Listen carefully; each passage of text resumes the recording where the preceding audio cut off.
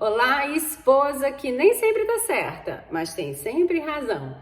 Eu não sei se você já conhece essa brincadeira, porque ela é uma brincadeira interna com as minhas alunas e com algumas das minhas seguidoras, que a gente fala que à medida que você vai aprendendo sobre o seu casamento, sobre o seu marido, sobre você, né, você vai percebendo que sim, algumas vezes você não acertou.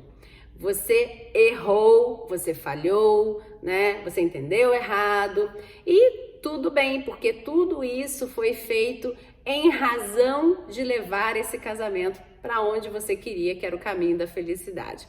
Mas agora você tem a oportunidade de fazer do jeito certo e quem sabe, né, virar aí a esposa que está sempre certa e tem sempre razão. Bom, brincadeiras à parte. Se você ainda não me conhece, eu sou Carla Cunha, eu sou especialista em relacionamentos conjugais e a gente está no nosso primeiro episódio do Quase ao Divórcio ao Felizes para Sempre, onde eu entrego para você estratégias e técnicas para que você possa ter a sua família reconstruída e, claro, um casamento feliz. E hoje a gente vai falar sobre essa história de marido que nunca cede e que gera briga, né? Vamos ver isso. Mas antes, se você ainda não é inscrita no meu canal, se inscreve, dá seu like aí, que você vai ajudar bastante também o canal. Aperta o sininho para você sempre ser notificada que tem vídeo novo aqui para fazer aí com que você consiga levar esse casamento de boa, felizona, né, com essas estratégias que elas são simples de serem aplicadas, tá? E dão resultado, você vai perceber que vai dar resultado logo. E aí também compartilha aí com a sua amiga, que você sabe que ela tá precisando, não deixa ela de fora dessa não, apresenta o canal para ela. E se você ainda não conhece meu Instagram, vai lá também, se inscreve, se chama @carlacunhapsique, P-S-I-C. Bom, então vamos pensar o seguinte, a questão do ceder gera briga. Primeiro vamos entender a questão briga. Brigar não é normal. Brigar é natural do ser humano por uma questão de sobrevivência, ele brigar. Mas à medida que a gente foi evoluindo, foi ficando não inteligente emocionalmente você brigar por qualquer coisa, né? E cada vez mais com a nossa evolução, a gente vai refinando isso e vai ficando cada vez mais insignificante determinados tipos de briga, né? Elas vão perdendo a razão, porque tudo pode ser acordado de outra forma, tudo pode ser conversado, né? Dialogado. Então, brigar é natural, a gente nasce com esse instinto, mas a gente precisa entrar em controle porque não é normal. Se fosse normal, você adoraria estar num ambiente de briga e você não gosta, você se incomoda. Então, portanto, é algo que é só um instinto primitivo de sobrevivência e que ele precisa ser acionado quando necessário. Como, por exemplo, o medo que a gente sente. O medo também é um instinto protetivo e primitivo que pode te dizer, olha, corre, foge, né? Porque vai dar ruim, né? E aí você tem que controlar, senão você vira uma pessoa muito medrosa, né? Você tem que começar a racionalizar esse medo, senão você vai viver correndo, né? E aí você tem que ponderar, tá bom? Então, com relação a essa história da briga, você entendendo isso, começando a mudar o pensamento, você vai começar a se perguntar, vale a pena eu entrar nessa briga? Porque natural é. Normal não é eu ficar brigando, né? E é ruim às vezes a gente conversar com muitas pessoas, né? E não seguir uma linha só, porque às vezes você ouve coisas do tipo, ah, mas é tão normal, todo casal briga. Todo casal pode chegar ao ponto da briga. O que vai fazer a diferença é o que eles vão fazer a partir do momento que eles se derem conta de que eles estão brigando. Eles vão continuar ou eles vão parar e vão falar, olha, peraí, isso tá legal não, Não é assim que a coisa tem que acontecer, não. Não vamos nos viciar nisso, porque inclusive a briga, ela aciona tantos hormônios dentro da gente, né? Tantas sensações, porque você aciona uma série de coisas para te defender na hora que você vai para uma briga. E isso começa a virar uma rotina, né? Você vai ficando viciado. Casais que brigam muito, eu sempre falo assim, olha, faz um controle de 24 horas, você se obriga verdadeiramente, assim, se obriga, se amarra internamente, sabe, assim, você com você mesmo, não briga, de jeito nenhum, e vê a sensação que você vai ter no final do dia. A maioria não relata a sensação de que, nossa, fiquei aliviada, você não sabe, foi maravilhoso. São poucas. A grande maioria tem a sensação de que tinha um vazio, de que faltava alguma coisa. Ou seja, elas estavam viciadas naquela dinâmica da briga. Então, para você já prestar atenção aí, antes da gente falar do ceder em si, né? Entenda aí as questões de briga, por que é que você entra nessa briga, tá? Agora sim, com relação ao ceder. Vamos lá. Teoria das habilidades sociais, né? Que é uma teoria que fala sobre diversas habilidades necessárias para que o ser humano esteja em sociedade, que a gente precisa trabalhar isso, né? Refinar isso. Uma das combatentes da briga do ceder acaba sendo a empatia. Quando a gente fala sobre a solução do problema, né, de uma briga porque ninguém cede, fica esse cabo de guerra, a maioria das pessoas lança a mão de uma coisa chamada teoria das habilidades sociais. A teoria das habilidades sociais, ela refina determinadas habilidades que a gente deveria, né, usar no trato social para que a humanidade fosse cada dia melhor, né, e você ter a sua melhor versão para oferecer e o outro para você, né?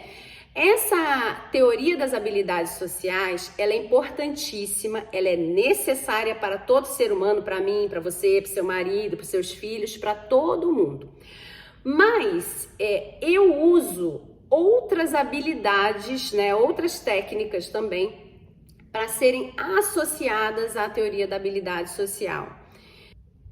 Bom, a primeira coisa que você vai precisar entender é o que é ceder, porque a gente fala muito, porque tem que ceder toda hora, e será que você cede toda hora mesmo e ninguém cede por você? Ceder é você entregar e ficar sem. Você cede para alguém alguma vantagem, você cede um objeto, né? Alguma coisa você está entregando para aquela pessoa que você não terá nada de volta, tá? Isso é ceder. E a gente cede por causa de dois motivos. Um é o empático, a gente tem empatia e tira a roupa do corpo, né? Você ficou sem a roupa e o outro tá levando tua roupa, né? Então é uma empatia por algum movimento ali que aconteceu que você cedeu para aquela pessoa e você não se importou de ficar sem. E a gente também vai voltar para te explicar o que é empatia, que é importantíssimo você entender o que é a verdadeira empatia, tá? E o outro é você se submeter a determinada situação porque você não está conseguindo lidar com aquela situação mais, né? Você está cansada, você está esgotada, você já deu, ou você está com medo, e aí você cede, né? Você entrega, fala, então tá bom, olha, é a tal da história, olha, prefiro a minha paz, né? E aí, muitas vezes, essa paz, ela não é verdadeira, porque você está se sentindo subjulgada, você está se sentindo menor por ter entregue aquilo que para você pode ser que fosse tão valioso que, né, agora você teve que entregar, tá? Então, entendido o ceder, eu quero te explicar o que é a empatia, o conceito de empatia, tá? A gente precisa ir construindo o pensamento para você entender o que fazer, né? Senão, não adianta falar, vai ser empática, vai não sei o que, você faz a empatia errada. Aí vai dar errado, né? Então, vamos lá. O que é a verdadeira empatia? Não é se colocar no lugar do outro. Isso é uma forma simplória de se explicar o que é empatia, tá? Então, pode ser até se colocar no lugar do outro, assim, simploriamente falando, cabe, mas não é só isso, tá? Você ter empatia verdadeira por uma pessoa é você conhecer a história dela, ou a emoção, o sentimento que ela está passando naquele momento. É você entender quais são as habilidades e reais possibilidades que ela tem de sair daquilo que ela está vivenciando. Ela tem pouca habilidade, ela tem pouca capacidade de sair daquela situação sozinha. E por isso você vai entrar e vai dar apoio para que ela produza o resultado que está de acordo com a vivência e a experiência de vida que ela tem. Porque se você entregar para ela o que é bom para você, o seu olhar, você está entregando para ela, na verdade, a sua história, o seu entendimento de mundo, o que seria bom para você, e você está entregando para ela e fala, olha, toma, é maravilhoso. E aí, de repente, esse resultado que você está entregando para ela pode ser muito, ela pode não estar habilitada a receber aquele resultado e, de repente, você vai achar que ela foi uma mal agradecida, porque você fez um monte por ela, deu o melhor e ela nem deu bola. Ela, às vezes, não é que ela não deu bola, ela não entendeu porque foi muito para ela. Ou você pode ter entregue menos, né? Você entregou menos para ela do que ela precisaria e ela teria capacidade de fazer aquilo que você entregou, então não adiantou muita coisa o que você fez. Aí você acha que também você se esforçou à toa por aquela pessoa, né? Então, quando a gente fica no movimento empático equivocado, a gente se frustra e começa a falar, não faço mais nada por ninguém não quero saber mais dessa história não, né? E acaba que é exatamente isso que começa a acontecer dentro do seu casamento. Você vai fazendo coisas pelo seu marido acreditando que, na verdade, se você estivesse no lugar dele, você gostaria que X acontecesse. Mas você não está no lugar dele, né? Ele tem uma história de vida, ele tem um entendimento de mundo, ele tem emoções, reações diferentes diante daquela situação que para você é de outro jeito que funciona. Então você precisa entrar no mundo do seu marido para você verdadeiramente ser empática, tá? Então, pontuado que é empatia, vamos entender então por que eu tive que te explicar tudo isso. Para que a gente resolva esse problema, né, do ceder que leva à briga, né, essa briga de puxar, fazer cabo de guerra, existe uma teoria das habilidades sociais que diz que isso é resolvido através da entrega dessas habilidades sociais, né? E uma delas que resolveria o problema do ceder seria a empatia, né? Se você é empática com seu marido, você começa a mostrar para ele, né, que é possível você ceder e que agora é a vez dele de ceder por você, porque ele também será empático com você, né? Mas na vida cotidiana de um casal, a rotina, ela mina tudo isso. A gente esquece de fazer isso. É capaz da gente fazer muito melhor na rua, com uma pessoa que a gente nunca viu. Porque a gente tem essa habilidade social dentro da gente, né? Então, você busca essas habilidades, você refina e você fica tentando entregar a sua melhor versão para todos que você conhece, menos para o seu marido. Porque, afinal de contas, você já acorda, dorme, vocês têm uma rotina que é uma confusão, né? Vocês estão cansados, estão olhando para a cara do outro. E ele também, menos ainda, entrega empatia para você, né? Por isso que quando eu trabalho a questão dos maridos que não cedem, né, e que isso gera uma briga, porque essa esposa chega uma hora que ela não quer mais entregar empatia, ela não quer mais também ser a submissa que vai ceder e ela começa a puxar o cabo e aí o caldo entorna, né? Quando isso começa a acontecer, eu prefiro ir por uma outra linha que a gente chama de neurolinguística, que está baseado naquilo que você verbaliza e das suas sensações da sua verbalização, aquilo que você fala, aquilo que você diz, né? E através dos costumes também que a gente tem. Então, se ceder através do que a gente diz né? Através do nosso costume dentro de um relacionamento conjugal. Eu não tô falando do ceder na rua, né? Que você tá lá, tá vendo uma pessoa no meio da chuva, passando frio, não sei o que, e você já vai entrar no seu carro quentinho, você pega e tira o seu casaco e fala, olha, não faz mal, eu vou passar 10 minutos de frio, já vou entrar no meu carro, e tô sendo empática, vou ceder o meu casaco, eu nunca mais vou ver aquele casaco na minha vida, foi-se o casaco, mas eu tô feliz porque eu cedi para uma pessoa que precisava, e eu fui empática com ela, porque eu entendi que dentro da história dela, do estado que ela estava, da sensação que ela tinha, ela não tinha capacidade de trabalhar, de ganhar dinheiro ali naquele momento para comprar um casaco. Por isso que ela estava sem casaco no meio da rua, sentadinha no chão, né? Então, isso é o ceder por empatia. Na relação conjugal, isso não acontece, né? Quando o casal está desconectado. Então, eu prefiro ir pela linha de linguística, que é o ceder. Ceder é ficar sem. Se você tirar de você e entregar para ele, você vai uma hora virar para ele e falar, olha, você está me subjulgando, você está me submetendo a isso, eu não aguento mais, é pela minha paz, eu te entrego, e aí você vai se frustrando, porque você vai ficando sem, você vai se esvaziando, e você vai achando esse casamento ruim, triste, que vai te levando ao ponto de pensar até em se separar, porque você já, né, não aguenta mais o negócio, né? E aí você vai indo pro fim, né?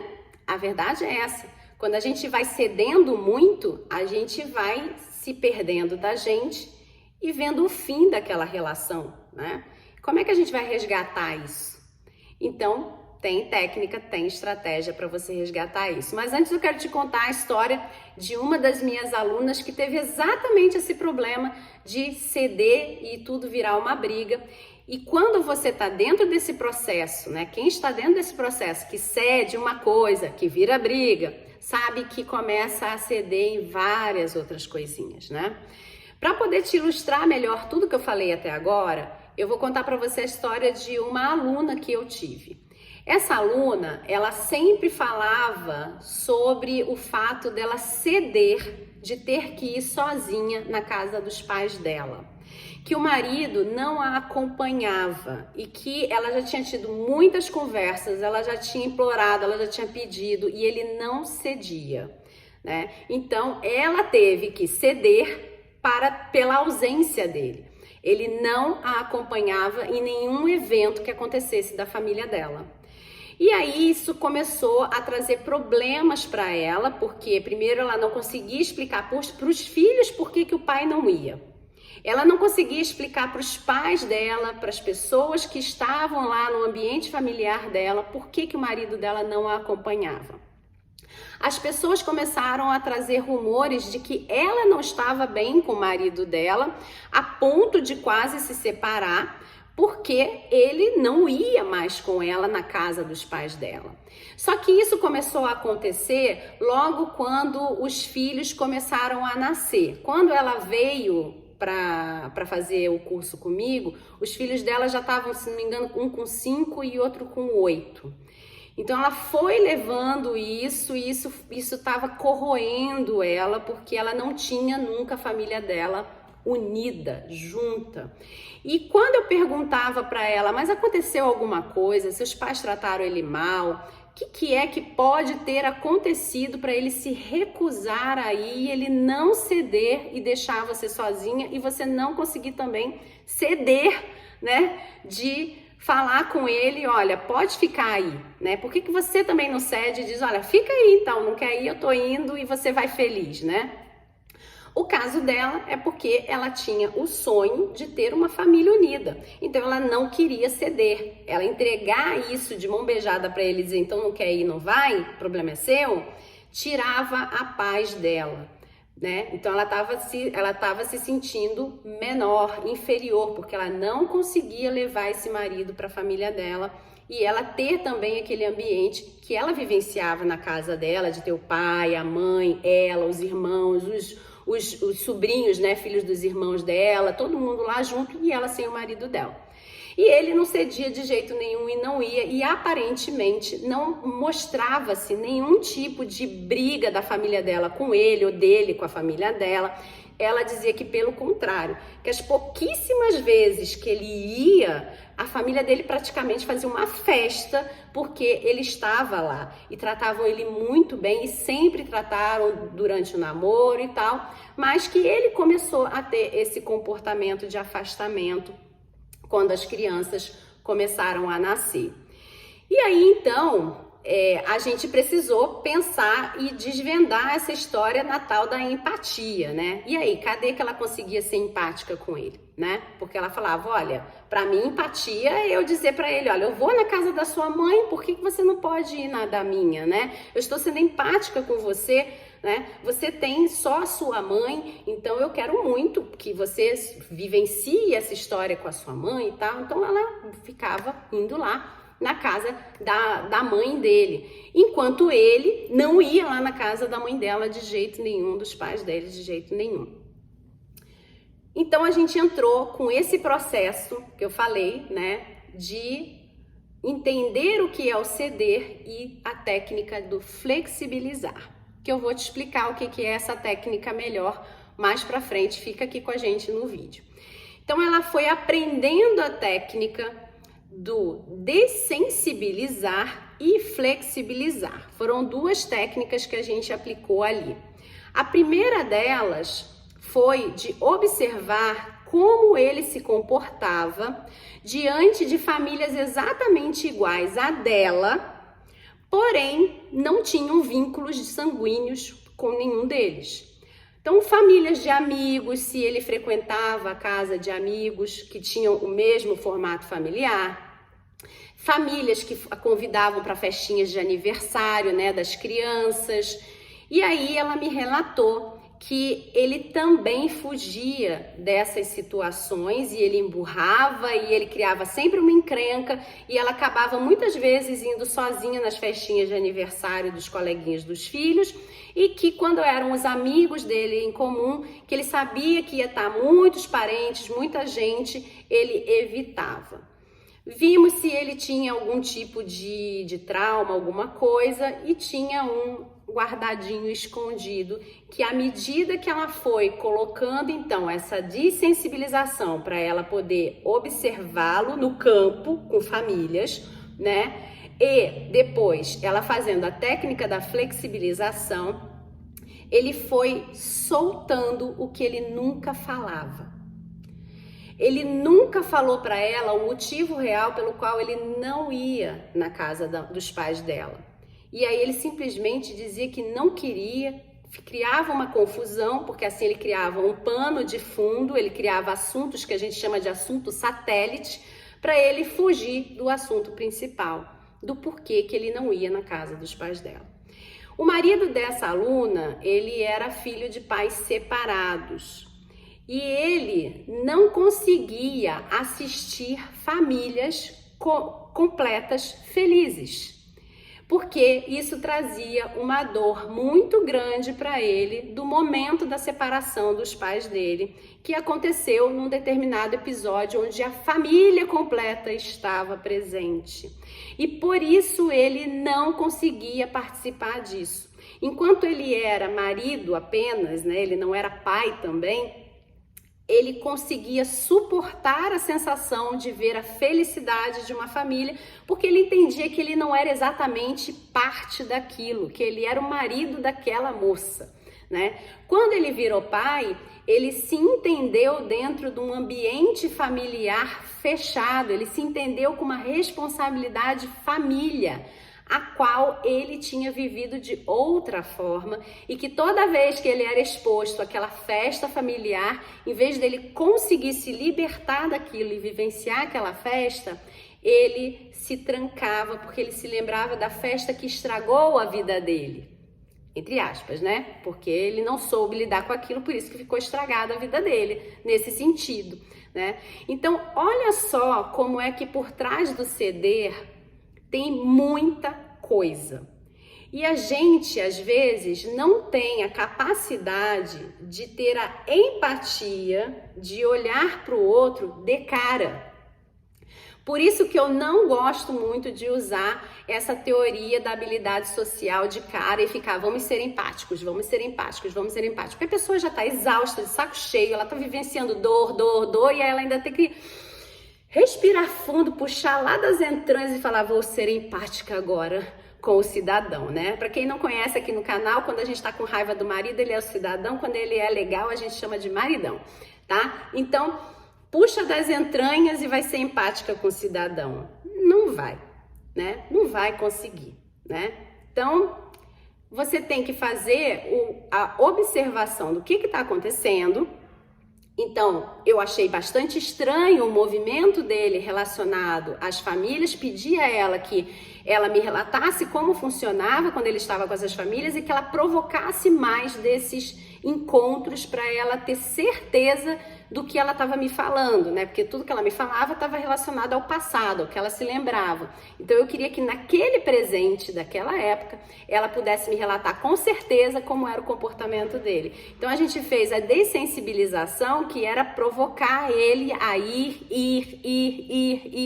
até chegar ao ponto dele não aguentar e ter que falar para ela, olha, não dá para eu ir para isso. Né? Porque uma coisa é ele dizer, não vou ceder, não vou na casa dos seus amigos, não vou na casa da sua família, não vou participar da festa, não sei o que, e eu vou me trancar. Então ele não entra no ponto de se sensibilizar com aquela situação e aflorar isso que estava dentro dele, para ele abrir a boca e falar para ela qual era o motivo real. E aí, quando você entra também com a técnica da flexibilização, você vai forçando barra de pouquinho. E aí, então, agora com essa história, eu vou te contar aqui 3 técnicas que são importantíssimas para você começar a aplicar aí no seu casamento, se você tem esse problema que ou você não cede ou ele não cede e você nem sabe direito de onde vem essa raiz aí desse problema. Então, vamos ver aí quais são essas técnicas. Técnica 1. Comece por você. O que é essa história do comece por você? Clichêzaço eu pegar a esposa que vira pra mim e fala, mas eu não entendo por que ele que não vai procurar, ele que não faz, não sei o que. Não vai fazer. Não é natural para o homem procurar ajuda. Ele dificilmente vai procurar ajuda. Ele tá lá lascado, na pedra lascada dele, lá dos primórdios do primitivo, do homem primitivo, e ele vai lutar. Ele não vai pedir ajuda. Difíceis são os homens que falam, olha, realmente tô com medo de perder meu casamento e preciso de ajuda. Então, esses, inclusive, quando eles vêm e falam, eu preciso de ajuda, nossa, a gente corre aqui, porque a gente fala assim, meu Deus, um homem falou que quer ajuda, bora ajudar, porque tá super consciente do que tá acontecendo, né? Porque existe, sim, um peso social muito grande com relação ao pedido de ajuda para qualquer coisa, né? Você vê o que eu te relatei aí da história da minha aluna, né, do marido dela. Imagina, ele já podia ter pedido ajuda há muito tempo, né? Não precisaria ter perdido tantos anos aí da convivência familiar, né? Que no final das contas, inclusive, ela me disse que ele gostava muito. Primeira coisa é você se ter como prioridade, mas você tem que quebrar primeiro esse olhar, né, de por que eu que tenho que fazer as coisas e por que ele simplesmente não cai nessa teoria da habilidade social e ele me trata bem, né? Porque hoje em dia, inclusive, tá muito comum essa história de eu não sou a mãe dele, né? Realmente, você não deve se comportar como, porque isso também é outro problema gigantesco. Só que também as pessoas começaram a entender de forma equivocada essa história de eu não sou a mãe dele. Existem esposas que elas querem obediência, né? Elas não querem respeito, elas querem obediência. E aí elas começam a cobrar esse marido e fazer um comportamento de cobrança que parece a mãe dele. Então, por isso é que você tem que falar para essa mulher, né, para essa esposa, que ela não tem que ser a mãe dele. Ela tem que se respeitar e não ser obedecida. Agora, a esposa que está em busca de respeito, ela precisa sim educar esse marido, não como a mãe dele educaria ele, mas como pessoas que vivem em sociedade educam outras pessoas. A gente não sai pronto com todas essas habilidades sociais refinadíssimas, né? A gente não é empático verdadeiramente porque a gente não aprendeu direito. Agora você já aprendeu, você já sabe, né? A gente não é exatamente educado e polido, né? Você sai dando bom dia, né? Se preocupando se você abre a porta, fecha a porta, se a porta fechou na cara de alguém. Não é exatamente assim que o cotidiano acontece, né? Então, você tem que prestar bastante atenção a como as pessoas estão te tratando. Porque elas estão te tratando da forma que você tem permitido que elas te tratem. Você educa uma pessoa a partir do momento que você diz para ela o que você não permite.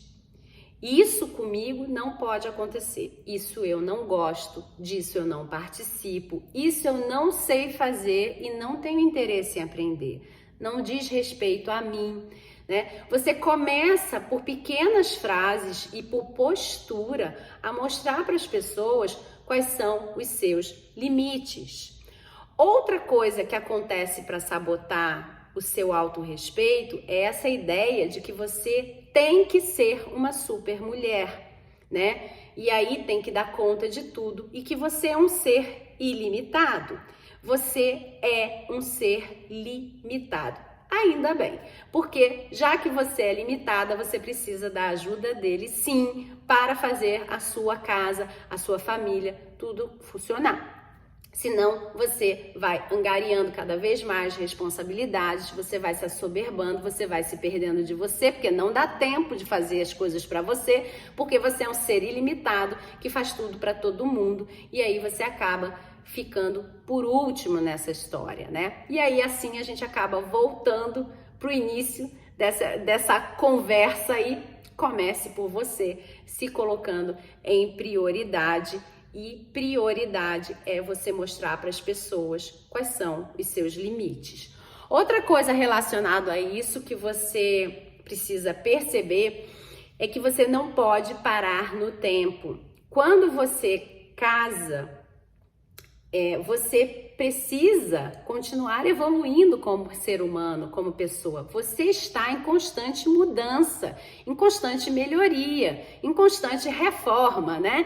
Porque a sua cabeça está pensando e você está vendo, nossa, não é que eu fiz errado aquilo? Que é a brincadeira que eu falei no início do vídeo, né? Nem sempre você está certa, mas você sempre tem razão. Então, você vai percebendo que, olha, isso eu não estava certa, agora eu vou mudar a forma de agir, eu vou mudar a minha forma de pensar, né? E você tem que comunicar isso para as pessoas, porque as pessoas não sabem que você está em mudança o tempo inteiro, né? E elas estão lá preocupadas com as mudanças dela e em mostrar para você, olha, eu estou mudando, eu estou evoluindo, isso aí que você está fazendo comigo é coisa do passado, tá? Isso eu não quero mais não me trate mais assim.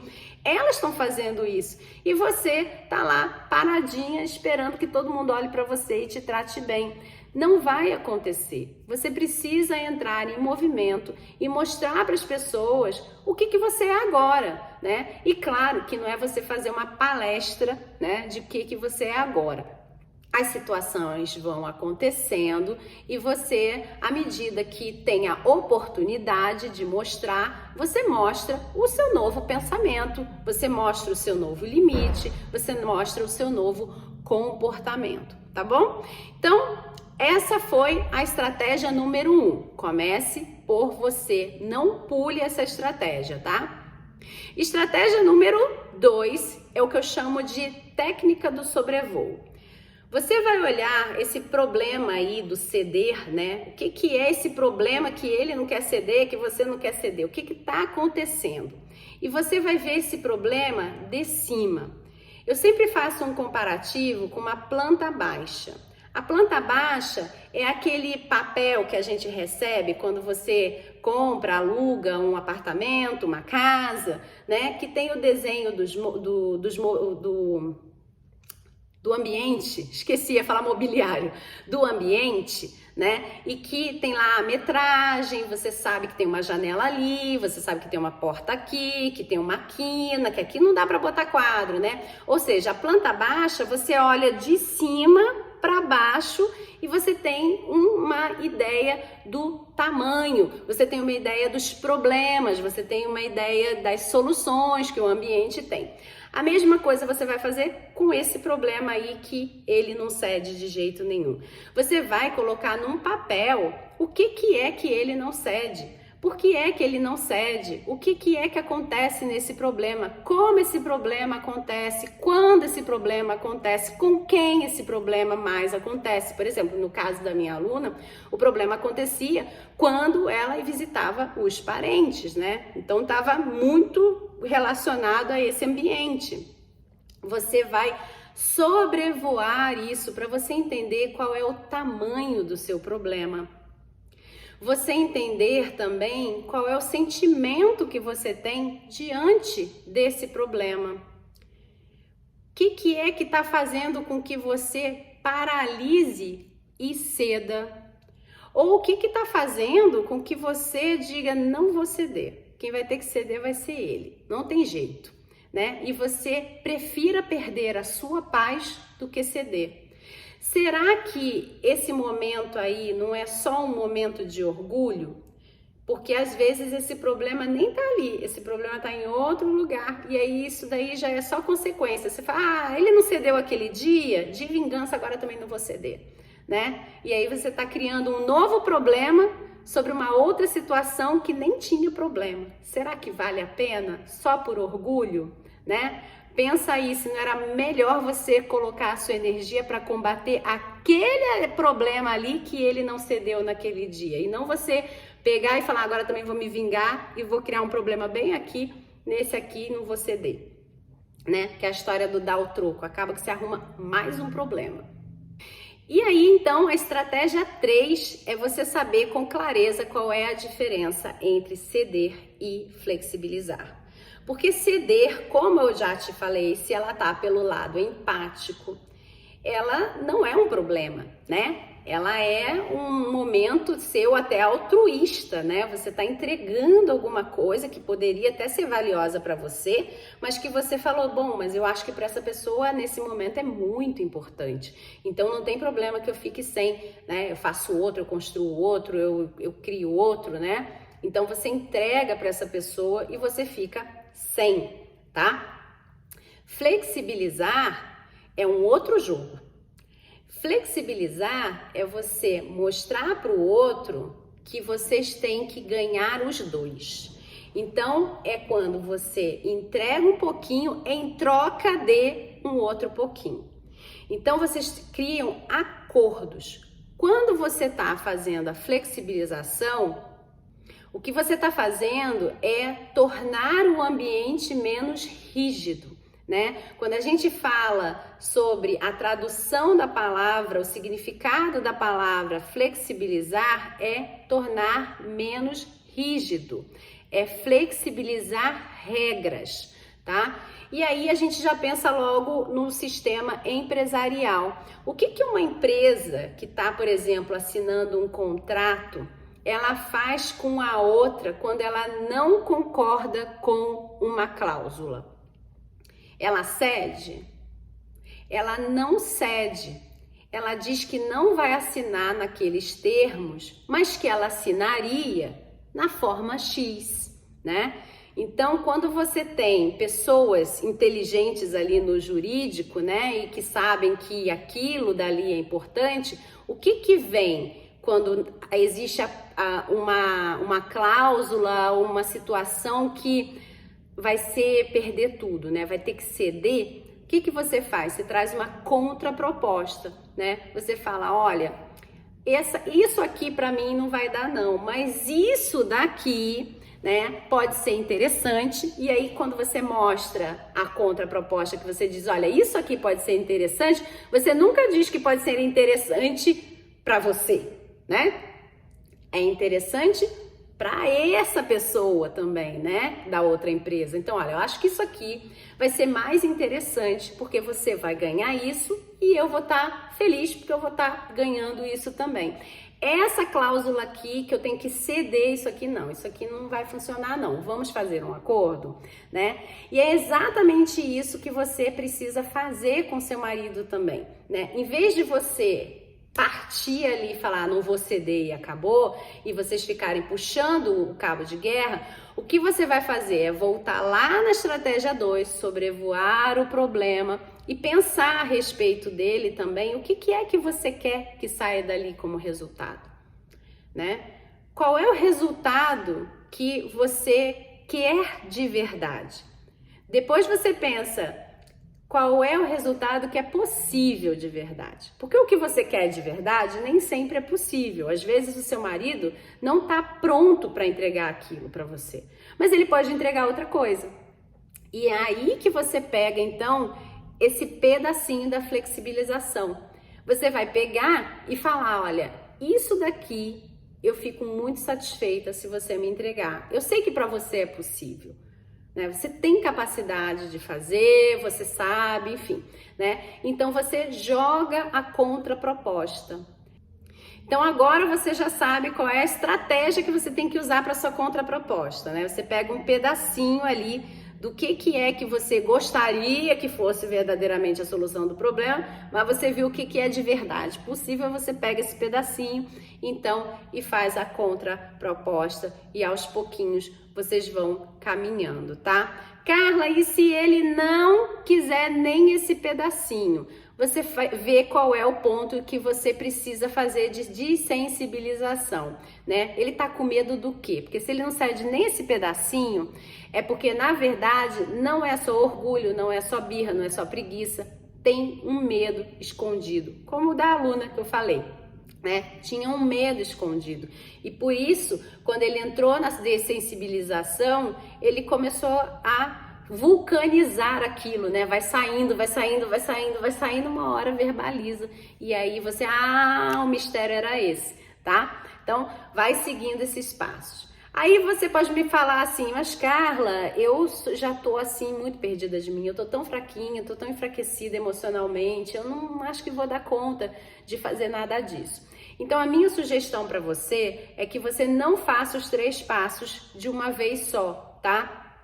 Aliás, os 3 passos, quando eu falo de uma vez só, é o seguinte, é porque tem pessoas que elas já estão mais preparadas e elas conseguem fazer numa tacada só os 3. Outras pessoas precisam ficar mais tempo em cada passo. Então, não tenha pressa. Se você precisar ficar na estratégia 1 ali, né, no passo 1, por 2, 3 semanas, pensando a respeito dele, fique. É melhor do que você passar para a estratégia 2 e dar o passo errado, tá? Então, para você que está se sentindo muito enfraquecida, a estratégia 1, ela vai te fortalecer. Fique nela o tempo que você achar que é necessário para que você possa tomar as decisões que você queira tomar verdadeiramente e não aquilo que está dando para tomar, tá bom? Porque o que está dando você já está fazendo e está te fazendo sofrer. Então agora você vai fazer o que você precisa fazer para você ficar bem. Então fique o tempo que for necessário na estratégia 1, quando você se sentir um pouco melhor, passa para 2 e ó, tudo em silêncio, tá? É você com você, tá bom? Você só verbaliza, só coloca para jogo na estratégia 3, tá? E para você que de repente vira para mim e fala, mas Carla, tu não conhece meu marido? Meu marido? Ih, meu marido vai dar não, esse negócio não dá com meu marido não. Não, dá não.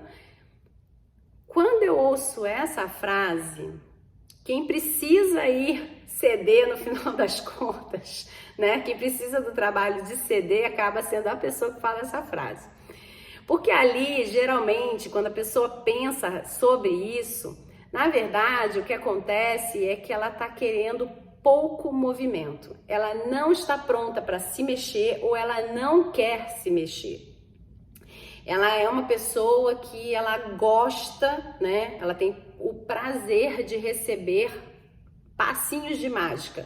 né? Então ela quer que alguém vá lá e faz plim no casamento dela e tudo se resolve e ela não precisa fazer nenhum tipo de esforço, nenhum tipo de mudança, ela só se adapta, né? E aí tudo bem, mas ela fazer esse movimento de mudança, ela não tá afim não.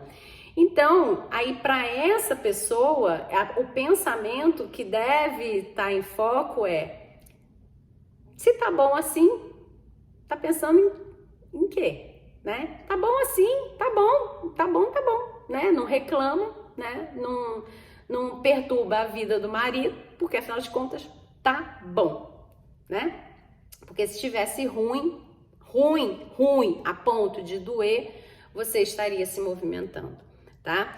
Então, é uma chapuletada aí, uma sacudida, mas às vezes é necessário alguém dizer isso pra você. Porque se todo mundo ficar só concordando com você, dizendo: é verdade, seu marido é difícil, né? Impossível esse homem, nossa, impossível. Quem daqui a pouco tá no papel da enfraquecida é você, né? Que hoje tá se sentindo ainda fortinha e aí fala: nem vou mexer com isso não, tá tão cômodo aqui, né? Tô confortável ainda. Não vou mexer nisso não. O problema é ele é muito ruim, cabeça dura e impossível. Né? Puxa vida, tô com dó de você que escolheu então, porque será que você merecia uma pessoa assim que não muda, não melhora, não cresce, não evolui, né?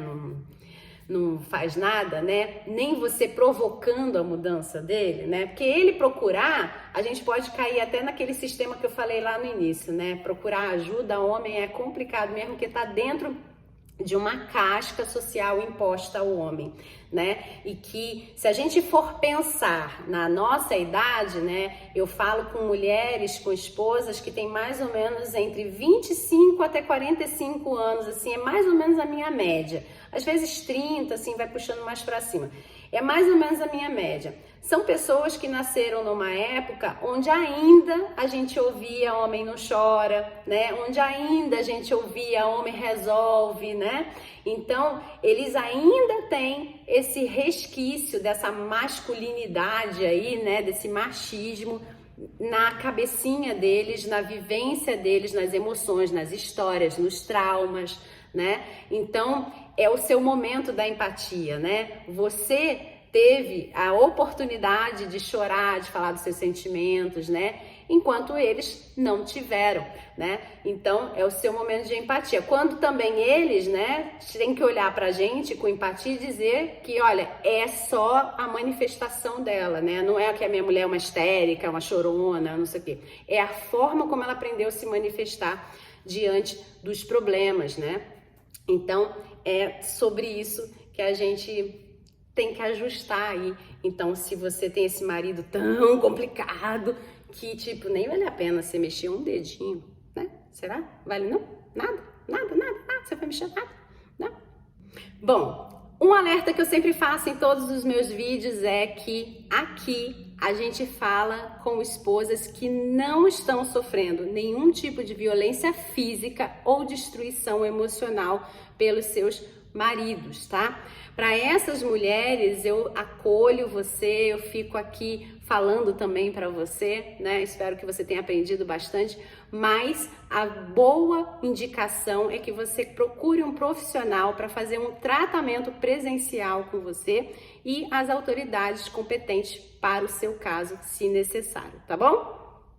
Bom, e se você então entendeu aí toda essa dinâmica, né, esse aulão que você recebeu agora, você me diz aqui nos comentários, conta pra mim também qual é aí o tipo de problema que você não cede de jeito nenhum, que você falou assim: nossa, eu aqui não cedo de jeito nenhum. E olha, por orgulho mesmo, sabe? O que foi que você descobriu nessa aula que é você que está fazendo de errado? E também, de repente, o que foi que você descobriu que você fala assim: nossa, não é que é verdade? Olha, isso é ele não cede nossa, me deu uma luz, ele não cede por causa disso, né? Conta pra mim aqui nos comentários que eu vou adorar saber o que é que tá acontecendo com você. E aí a gente vai trocando figurinha aqui nos comentários, que eu sou bem acessível, sempre falo com vocês. Bom, se você então não tá inscrito aqui no meu canal, se inscreve, aperta sininho, deixa seu like aqui para também ajudar a gente aí a reverberar essa história aí de casamento feliz com família reconstruída. Fala para as amigas que o canal existe, tá bom? E se você ainda não está inscrito no meu Instagram, se inscreve, @carlacunhapsique. E até a próxima. Tchau, tchau!